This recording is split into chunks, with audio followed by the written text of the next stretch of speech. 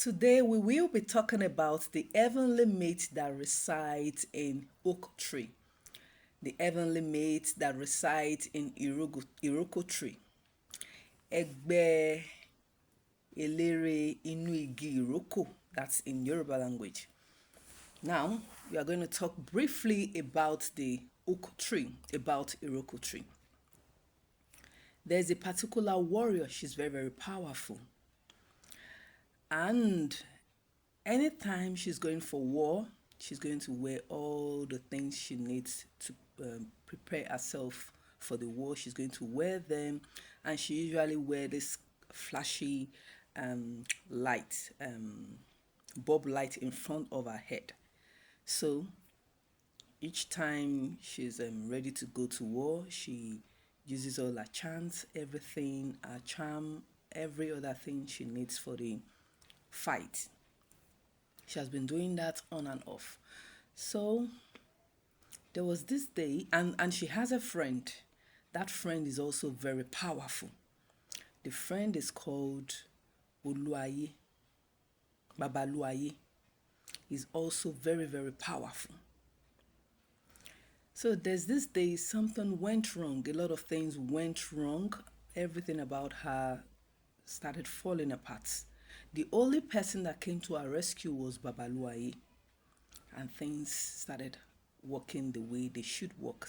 Things started happening the way they should have been happening. So things became okay. So something terrible happened. Something happened and got her angry. And then she dressed up like she was going to fight. She uses all her charm, her amulet, everything that she normally uses. She wore that lamp, that light she normally tie in front of her head. And then she went into the forest and became a tree. What's the name of the tree? She became Iroko tree, which is also called the oak tree in English language. So ever since then, she has been living in the forest. So I want us to know that everything about the oak tree is very powerful. The leaves, the stem, the bark. In Yoruba language, they call it iginla. They use it for cleansing, deliverance, for a whole lot of things. And everything that they use for appeasement for the oak tree is also very powerful. They are all symbolic.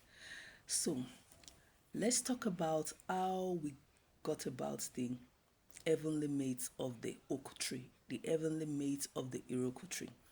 After some of the heavenly mates left Olokun, went their separate ways. Some were still in the sea, while others went to different abode on earth. Some came to the forest and needed where they would be staying, so they visited the oak tree, the Iroko tree.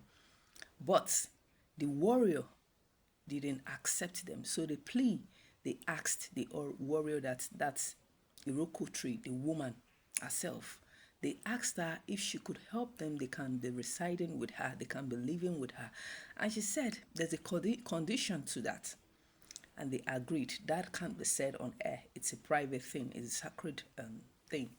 So they agreed, and ever since then, they've been living inside Iroko tree.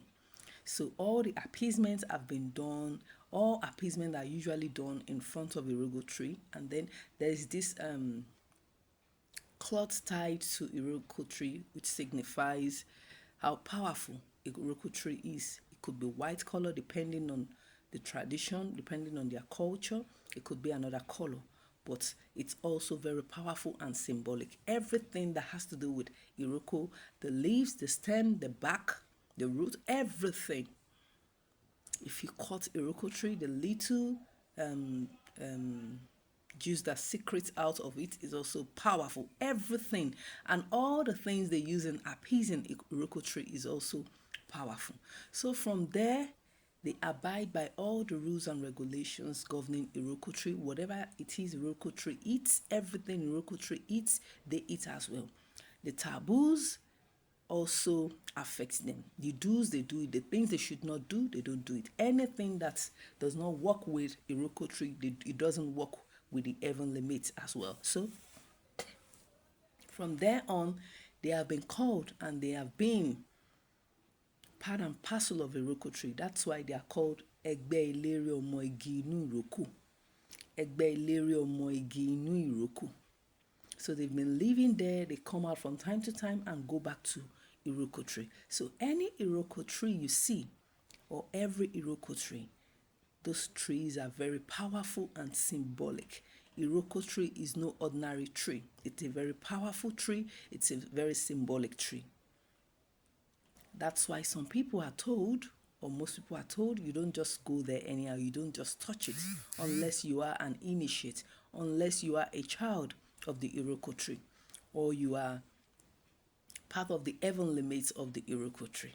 So on my next episode, I'll be talking about, I'm going to end, I'll be talking about the concluding part of the heavenly mates that are from the Oak tree, of the heavenly mates of Iroko tree.